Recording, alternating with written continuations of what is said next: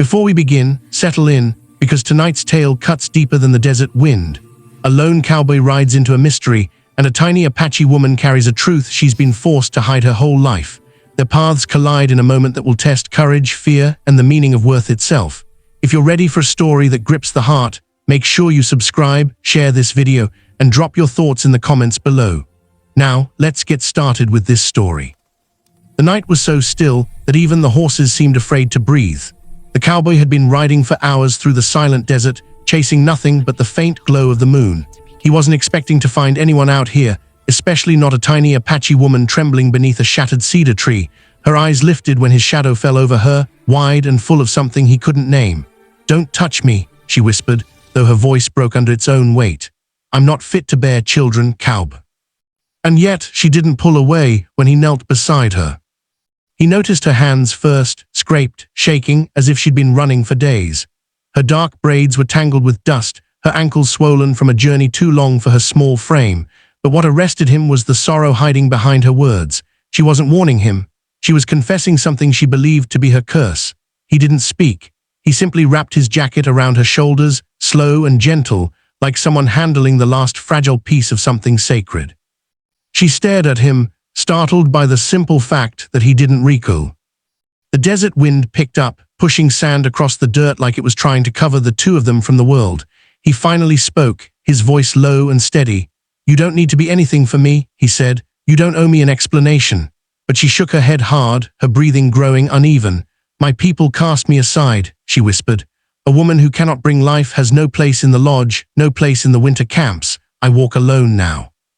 The words trembled, like she was hearing them again for the first time. He could see the way she braced herself, as if expecting judgment to follow. Instead, he offered his hand, palm up, waiting, not demanding. She hesitated, staring at the rough calluses lining his fingers, the dust of old battles still clinging to his sleeves. When she finally placed her small hand in his, it was barely more than a feather's touch. Still, he held it like it mattered more than anything he'd found in all his years roaming the frontier. "You're not alone," he murmured. "Not tonight." She didn't look convinced, but she didn't let go either. He carried her to his horse because she was too weak to walk. She didn't protest, but her body stayed tense, like someone who had been taught that kindness always came with a price. His horse snorted softly as he lifted her onto the saddle, and she clung to the horn for balance. When he climbed up behind her, she stiffened, expecting him to claim the closeness. Instead, he simply steadied her, his arms loose around her waist, giving her room to breathe. The unexpected respect made her blink slowly, as if she was trying to understand what he was doing. They rode through the desert night, the stars bright enough to guide them without a lantern. She kept her gaze ahead, but he felt the way her breathing slowly steadied, the fear melting into something quieter. "Why were you out here alone?" he asked gently. She hesitated before answering. "Because my heart felt too heavy for the camp," she said softly. "Every day they looked at me with pity or worse, with silence. A woman who cannot continue her bloodline is a shadow among the living." She paused. "I didn't want to be a burden anymore." He tightened his hold, not to claim, but to anchor. Eventually he brought her to his small cabin tucked between two ridges, a place so quiet the moonlight itself seemed to settle there. When he lifted her down, she clung to his shirt for balance, embarrassed by her weakness. "Easy," he murmured. "You're safe here." The word safe hit her like a gust of warm air. She followed him inside, cautious but curious. The cabin was simple, just a cot, a stove, a table, but every corner was clean, every tool placed with care. It surprised her. Men who drifted through the frontier rarely lived with such order. He lit a lantern, and the glow fell gently across her face, revealing the exhaustion beneath her bravest expression. "Sit," he said softly, pulling out a chair. She obeyed, though she kept her hands folded tightly in her lap. He warmed water on the stove, grabbed a basin, and knelt in front of her. The action stunned her. No man had knelt for her, not even in ceremony. "You don't need to do this," she whispered. "I know," he replied. "But you look like someone no one has taken care of in a long time." Something in her chest cracked at that. He cleaned her cuts carefully, dipping the cloth into the warm water and brushing it across her skin with a touch softer than she expected from hands so big. She watched him with a mix of confusion and disbelief. "Why are you helping me?" she finally asked. He paused, his eyes meeting hers with a calm honesty that made her breath catch. "Because you needed someone," he said simply, "and I was there." She lowered her gaze, feeling something unfamiliar rising inside her, something like hope, though she barely dared to name it. After tending her wounds, he brought her a bowl of hot stew. She ate slowly, savoring each spoonful like someone who hadn't tasted warmth in far too long. He sat across from her, silent but attentive, giving her space to eat without feeling watched. When she finally set the bowl down, her eyes lifted to his again. "You speak softly," she said quietly. "Most men speak like thunder." He smiled faintly. "Thunder scares horses," he replied. "And I've never seen a reason to raise my voice at someone already hurting." His calmness unsettled her in a way that felt strangely safe. As the night deepened, she pulled the borrowed blanket tighter around her shoulders, still sitting at the table long after her bowl was empty. He noticed the way she drifted between wakefulness and a fear of falling asleep.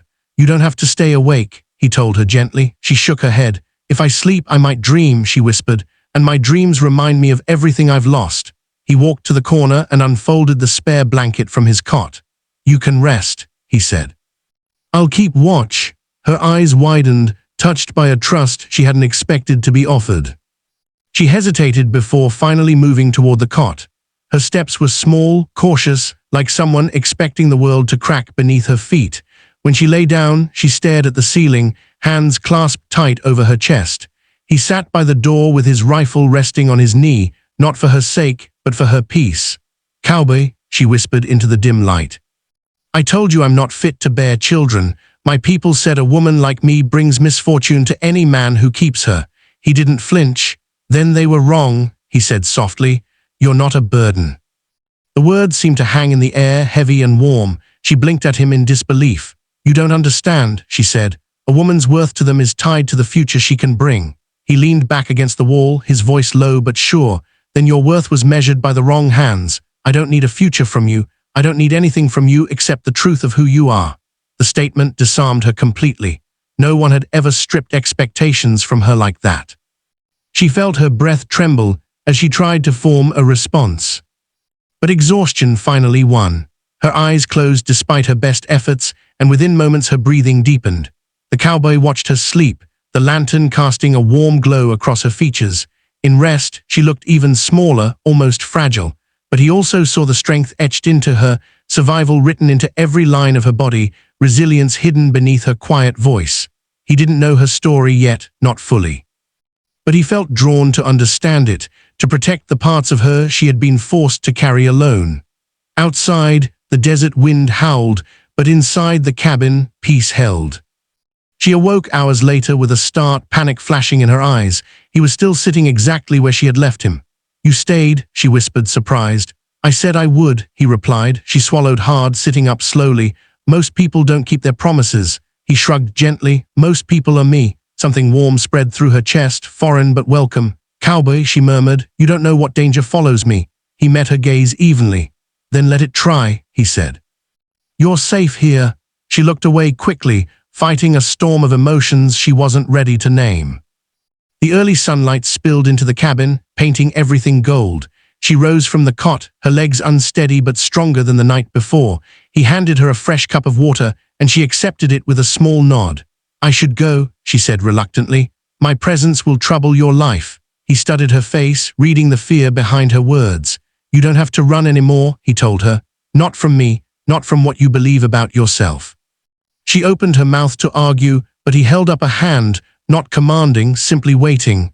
"Stay until you're ready." Her eyes softened, the first real crack in the walls she'd built around her heart. "You speak like someone who has lost people too," she said quietly. He nodded once. "I have," he admitted, "and I learned something from it. Sometimes the only thing a broken person needs is someone who won't walk away when things get heavy." She stared at him, her voice barely a whisper. "And you believe I'm worth that?" he answered without hesitation.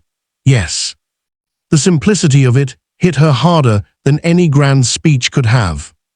She stepped closer, drawn by something she didn't yet understand. Her hand reached out, then hesitated inches from his chest. "Cowb," she whispered, her eyes locked with his. "I don't know what I'm supposed to be anymore." He gently took her hand, his touch warm and sure. "Then be what you are right now," he said quietly. "A woman who survived, a woman who matters, a woman standing here in front of me." Her breath trembled. For the first time in years, she didn't feel like a burden. She felt seen, held by a truth she never believed she would deserve. The night deepened around them as the wind softened, carrying only the quiet rustle of leaves and the distant call of an owl. Mateo kept the fire steady, its glow warming the small circle of earth where they rested. Taya sat close, wrapped in the blanket he'd offered, her eyes fixed on the flames while her thoughts swirled like smoke. He watched her silently, not wanting to intrude, but unable to look away from the strength beneath her fragile frame. She finally spoke, her voice almost lost to the night, telling him of the moment her village turned cold to her, the whispers that followed her like shadows, the healer who told her she could not bear a child after an old fever had nearly taken her life. She remembered the moment she stopped being a woman in their eyes and became a burden, someone unworthy of a future. Mateo didn't interrupt. He let every word settle between them like truth laid upon open ground. When she finished, she looked at him as if expecting the same judgment she'd grown used to seeing. But Mateo only shook his head slowly, his gaze calm, his voice deep and steady as he told her that a woman's worth was not measured by what others expected her body to give.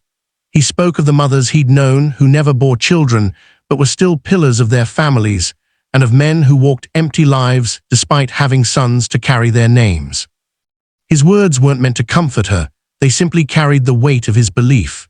Taya listened, her throat tightening, unsure how to accept kindness that didn't demand anything from her in return. She asked him why he cared at all. Mateo leaned forward, not hesitating, telling her that something in her eyes refused to be broken, and he had seen that fire the moment she challenged him on the trail. She was small, yes, but she stood like a tall pine in a storm, and he respected that more than anything. Fire dimmed, chips of ember glowing like tiny stars in the dirt as Taya slowly reached out, her hand trembling before it brushed Mateo's. She half expected him to pull away, but instead he wrapped her hand in his large, calloused one, steadying her. She confessed that she had feared being alone forever, not because she needed a partner to survive, but because she had never known what it felt like to be held without judgment. Mateo shifted closer, lifting her chin gently until her eyes met his. He told her that he wasn't asking for anything, not a promise, not a future, only the chance to stand by her side until she decided whether she wanted him there. That choice, he said, belonged to her and her alone. Taya breathed shakily, overwhelmed by the honesty in his voice. She whispered that she didn't want him to leave, and for the first time she admitted it without shame.